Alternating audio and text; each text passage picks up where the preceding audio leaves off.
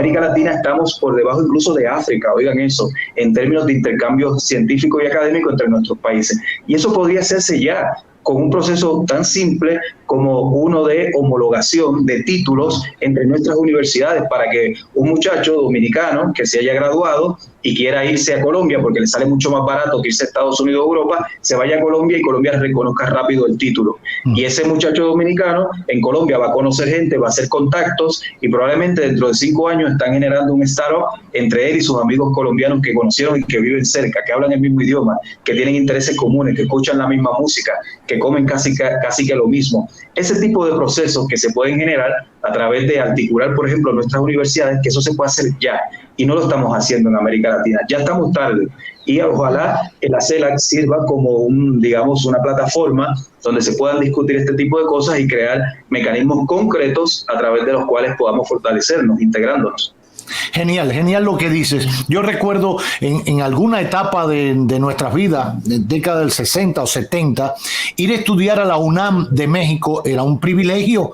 Latinoamericanos, o sea, de República Dominicana, mi querido amigo y profesor, el periodista, bueno, ahora lo olvidé, que escribe en El Caribe, que estuvo con nosotros en el programa algún tiempo. Él cuenta de su experiencia, el propio Juan Bolívar, de su experiencia en México. Ya Juan emigró por un problema también político, pero mi padre, por ejemplo, en paz descanse, estudió medicina en Cuba y fue a hacer una especialidad a la UNAM de México, y era un privilegio, un orgullo estudiar allá, y otras universidades de América Latina. En Chile hay muy buenas universidades, etcétera. Me parece genial eso que planteas, que la integración parta por ahí. A veces, por ejemplo, nos dimos cuenta en la propia etapa de la pandemia, Elvin y Miralba, amigos todos, por ejemplo, cuánto no sufrimos en América Latina el tema de que para nosotros no había vacuna.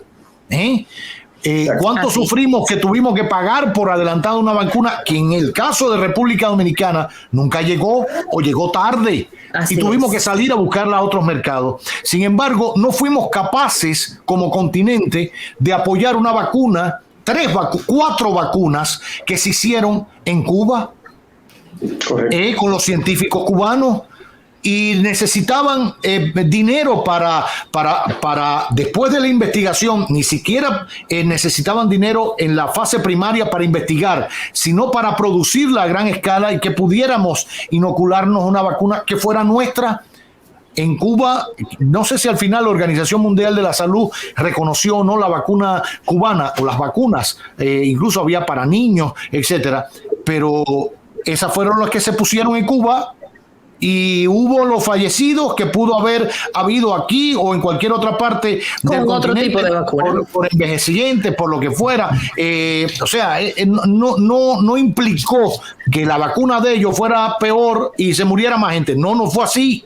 Entonces, creo que de esas lecciones debemos aprender de cómo integrarnos en temas claves de alimentación, por ejemplo, de educación, de salud, de investigación biotecnológica, y de echar a un lado toda ese tema que nos puede, que ciertos politiqueros, porque al final no son políticos, politiqueros, ponen por delante lo que nos diferencia más que lo que nos une. Y eso ha sido un error también, y al menos en mi visión, de ambos polos, tanto los conservadores como los socialistas y progresistas.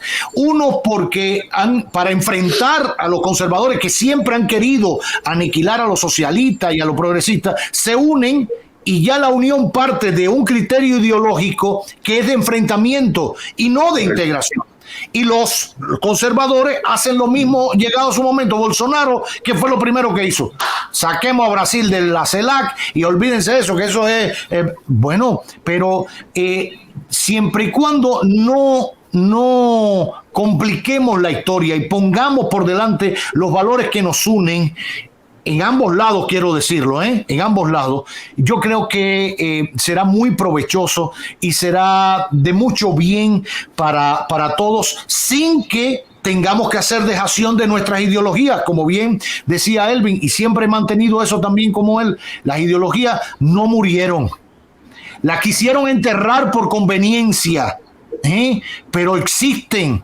Y hoy vemos, y por eso también se cometen esos errores, por ejemplo, de lo que estamos hablando de integración, porque los políticos que hoy nos dirigen en una buena parte del mundo, no solo en América Latina, han elevado la bandera de la desideologización y que no hay ideología. Sí las hay.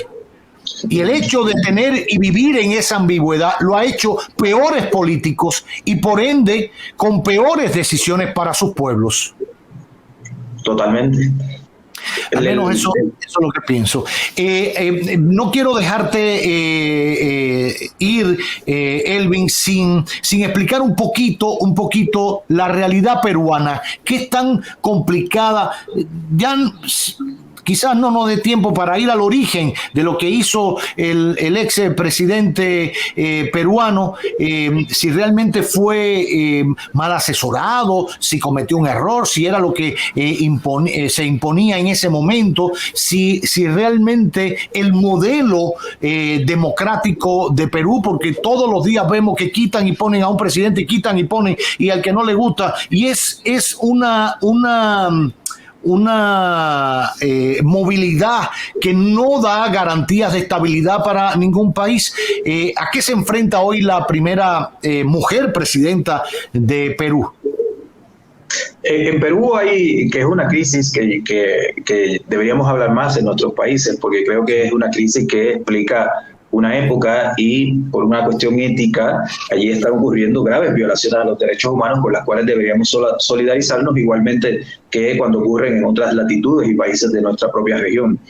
A mí me parece que la crisis de Perú, de la cual he hablado un poco en foros y en algunos foros internacionales y un poco en mis redes también, yo creo que tiene dos vertientes que son sumamente claves para entenderla. Una es la vertiente institucional, y es que en Perú hay un diseño institucional en ese país que se hizo a partir de la Constitución de Fujimori en los años 90, que debilita mucho al Ejecutivo, ¿no? Es una Constitución peruana que tiene un absurdo, a mí me parece, como politólogo, que es debilitar al Ejecutivo para que esté a expensas del Poder Legislativo, lo cual es una cosa bastante casi loca, yo diría, porque tanto Ejecutivo como Legislativo, desde la perspectiva institucional y del poder, tienen lógicas distintas, por lo tanto, no puedes poner a uno a estar supeditado al otro, ¿no? Y en Perú se hizo eso, y de ahí es la explicación institucional de que en los últimos 7 años han tenido 6 presidentes, ¿no? Es una cosa increíble. Y un presidente peruano llega y si no se somete a los criterios del Congreso, lo destituyen, pero riéndose, ¿no? Y eso es lo que ha ocurrido en Perú. Entonces hay una vertiente, sí, efectivamente institucional, pero hay otra que a mí me parece que es la más importante, que es lo que hay de fondo ocurriendo allí, que incluso se superpone a esa cuestión institucional, que es que en Perú hay un problema que también se manifiesta en otros países del ámbito andino, de la América del Sur de nuestro continente, de que hay unas élites, y eso hay que decirlo muy claro, que conviven muy difícil con la democracia, ¿no? En estos países, por una cuestión histórica, incluso racial también y demás, en los países andinos, que son élites que si gobiernan quien a ellas les gusta, están contentas. Pero si no gobierna quien no les gusta o quien no está autorizado para mandar, según lo que ellas creen, que tienen que ver criterios incluso regionales, que sean gente de la capital, gente que hable inglés, gente que tenga cierto aspecto físico, cuando no gobierna esta gente están dispuestas a hacer todo para derribar estos gobiernos. Y lo que ocurrió en Perú fue que Pedro Castillo ganó la elección allí con unas propuestas ahí medias de izquierda por un lado, pero en otras muy conservador. Por ejemplo, Castillo era un señor totalmente negado a cuestiones de aborto y ese tipo de elementos. Él ganó sobre todo por un voto anti-Keiko Fujimori, ¿no? Por el voto anti-fujimorista. No es que él ganó por sus propias virtudes necesariamente, sino que ganó por un contexto, voto anti-Keiko, y porque las regiones en Perú, de donde él venía del sur de Perú, él es un campesino, las regiones de Perú votaron abrumadoramente por él, porque se parecía a ellos, era un campesino, un hombre muy sencillo, y ese voto masivo de las regiones pudo compensar el voto en contra que él recibió en las grandes ciudades de Arequipa, Lima, etcétera. Pero Pedro Castillo, no bien había entrado al Ejecutivo en Perú, ya le decían burro, ya lo estaban haciendo debate para destituirlo, lo cual violaba la propia Constitución peruana. Y yo creo que la crisis que vivimos hoy día en Perú, para resumir con eso, tiene que ver con la postura que han asumido las élites peruanas en términos de su relación con la democracia. Y eso lo hemos visto en otros países de América Latina. Y es profundamente peligroso, porque la base de una democracia es respetar al que ganó las elecciones, nos guste o no.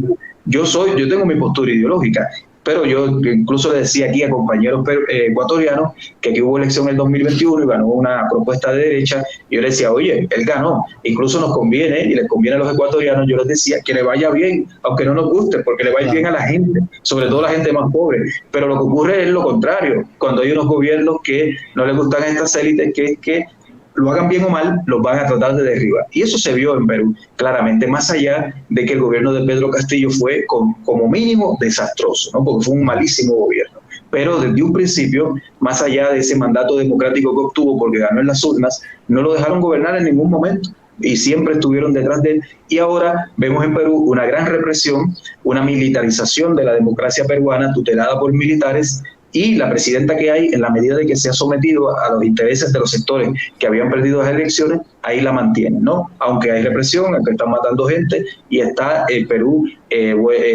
vuelto un desastre, ¿no? La economía cayéndose, no hay turismo, no hay nada, pero aún así, en la medida de que esta presidenta se somete a los sectores políticos, económicos y mediáticos, ¿no?, que tenían Pedro Castillo en contra, la sostienen ahí. Y yo creo que eso es bastante preocupante para nuestros países.